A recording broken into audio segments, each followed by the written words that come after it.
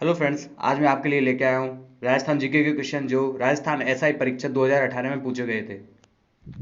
प्रश्न पूछा गया था, चौहान राजवंश के निम्नलिखित शासकों को काल क्रम अनुसार व्यवस्थित कीजिए। यहाँ आपको 4 चौहान राजवंश के शासक दिए हुए हैं और उनको काल के क्रम के अनुसार आपको जमाना है। सबसे पहले कौन और फिर उसके बाद कौन। आंसर दीजिए सभी वीडियो पॉज करके।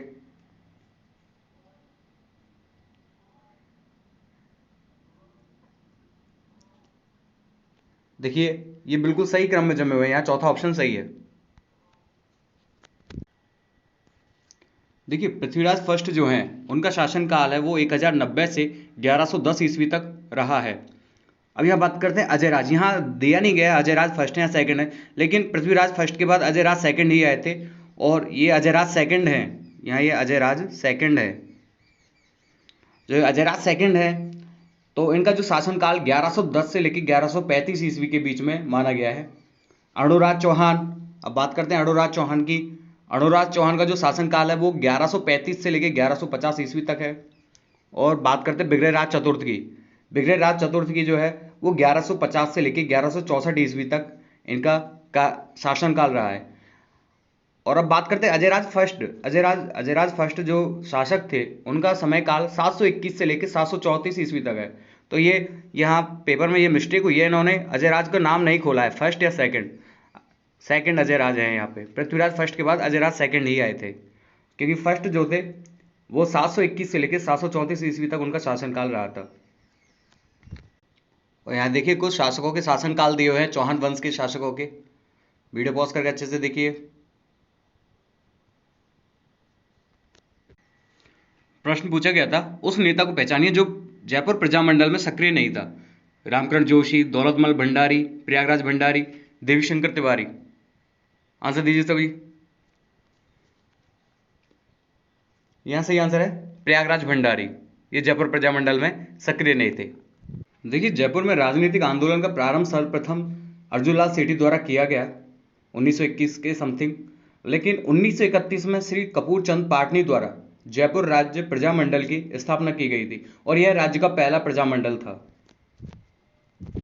फिर कांग्रेस का जो हरिपुरा प्रस्ताव था, उसके बाद जमनालाल बजाज की प्रेरणा व हीरालाल शास्त्री के सक्रिय सहयोग से 1936 और 37 में जयपुर राज्य प्रजामंडल का पुनर्गठन किया गया।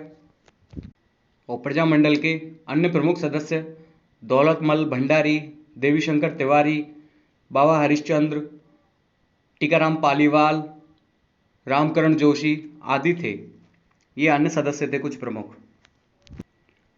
प्रश्न पूछा गया था, कंपनी अधिकारी जिसकी 1857 की क्रांति के दौरान कोटा में हत्या की गई थी कौन से थे। कर्नल एबॉट, शॉबर्स, मेजर बर्टन या फिर कैप्टन मॉक मैसन। आंसर दीजिए सभी। तो यहाँ तीसरा ऑप्शन सही है, मेजर बर्टन। इनकी 1857 की क्रांति के दौरान कोटा में हत्या की गई थी। देखिए, बात करते हैं कोटा में जो 1857 की क्रांति हुई थी उसकी डेट थी 15 अक्टूबर 1857 और क्रांति के समय कोटा के महाराजा राम सिंह प्रथम थे। कोटा में विद्रोह जो था वो कोटा की राजकीय सेना और आम जनता के बीच में हुआ था और इसका नेतृत्व जो किया था वो लाला जयदयाल और मेहराब खां थे। उस समय कोटा के जो पॉलिटिक्स एजेंट थे वो मेजर बर्टन थे। क्रांतिकारियों ने मेजर बर्टन और उसके 2 पुत्रों को इनकी हत्या कर दी थी और फिर मेजर जनरल रॉबर्ट्स के नेतृत्व में अंग्रेजी सेना कोटा पर आक्रमण करती है। अधिकांश क्रांतिकारियों को बंदी बनाया जाता है और लाला जयदयाल मेहराब खां को फांसी दे दी जाती है। प्रश्न पूछा गया था, राजस्थान के प्रारंभिक मध्यकाल के राज्यों में अक्षपटलिक की जिम्मेदारी क्या थी। मुख्य कोषपाल के रूप में काम करना, मुख्य लेखाधिकारी के रूप में काम करना, विदेश मंत्री के रूप में काम करना, प्रधानमंत्री के रूप में काम करना। आंसर दीजिए सभी। यहां सही आंसर है मुख्य लेखाधिकारी के रूप में काम करना। यह जिम्मेदारी थी अक्षपटलिक की। प्रश्न पूछा गया था, मुगलों से वैवाहिक संबंध बनाने वाले प्रथम राजपूत राज परिवार कौन सा था। चौहान, राठौड़, कछवाहा, गहलोत, गुहलोत जैसे बोले। आंसर दीजिए सभी। यहां सही आंसर है कछवाहा वंश। राजा भारमल ने 1562 में अपनी पुत्री हरखाबाई का विवाह सांभर में अकबर के साथ किया था। तो ये पहला जो मुगल और राजपूत विवाह था, वैवाहिक संबंध था। इसके अलावा 1570 में राय कल्याण सिंह ने अपनी भतीजी का विवाह भी अकबर से किया। मालदेव ने अपनी पुत्री का विवाह भी अकबर से किया। और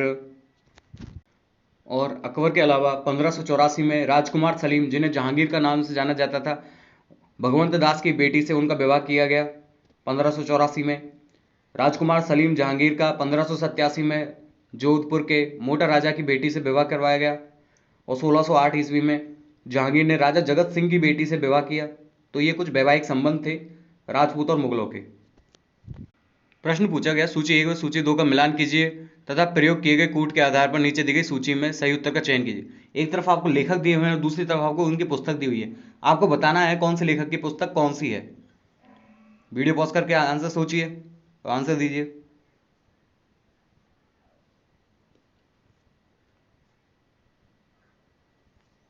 तो देखिए, कर्णिदान जो है उनकी जो पुस्तक है वो है सूरज प्रकाश।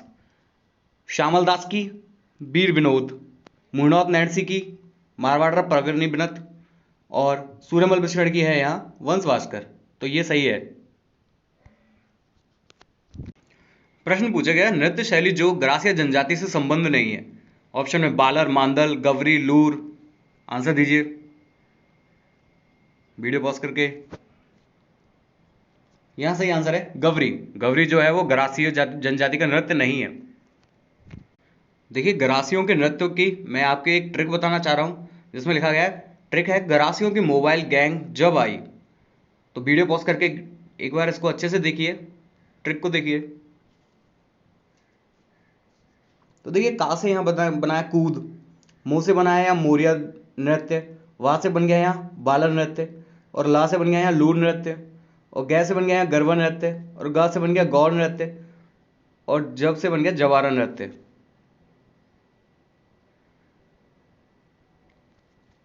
एक बार अच्छे से देखिए ट्रिक को, ट्रिक जल्दी से याद हो जाएगी, सिंपल ट्रिक है। अब थोड़ी चर्चा करते हैं गरासिया जनजाति के बारे में। ये जो जनजाति के लोग हैं मुख्यतः राजस्थान और गुजरात में निवास करते हैं, और राजस्थान में ये लोग मुख्यतः राजस्थान के पाली, सिरोही और उदयपुर क्षेत्रों में विस्थापित है। अगला प्रश्न पूछा गया, निम्नलिखित में कौन सी ढूंढाड़ी की उपबोली नहीं है। ऑप्शन में तोरावटी, राजावटी, नागरचोल, राठी। आंसर दीजिए सभी वीडियो पॉज करके। यहां सही आंसर है राठी। राठी जो है वो ढूंढाड़ी की उपबोली नहीं है। देखिए, ढूंढाड़ी बोली के बारे में बात करते हैं। ढूंढाड़ी जयपुर के साथ साथ किशनगढ़, टोंक के बहुत से भाग के अलावा अजमेर, मेरवाड़ा के उत्तर पूर्वी क्षेत्र तक बोली जाती है। और ढूंढाड़ का जो नामकरण हुआ है वो ढूंढाकृति पर्वत जो जोबनेर के पास में स्थित है, उससे इसका नाम ढूंढाड़ माना जाता है। और अब बात करते हैं ढूंढाड़ी बोली की उपबोलियों की। तो इसमें तोरावटी, काठेड़, चौरासी, नागरचोल और राजावटी ये उल्लेखनीय हैं, यानी ये मोस्ट उपबोलियां हैं जो बोली जाती है ढूंढाड़ी बोली की। आई होप वीडियो आपको पसंद आई होगी, और अगर वीडियो पसंद आई हो तो प्लीज़ लाइक और सब्सक्राइब करना ना भूलें। जय हिंद दोस्तों।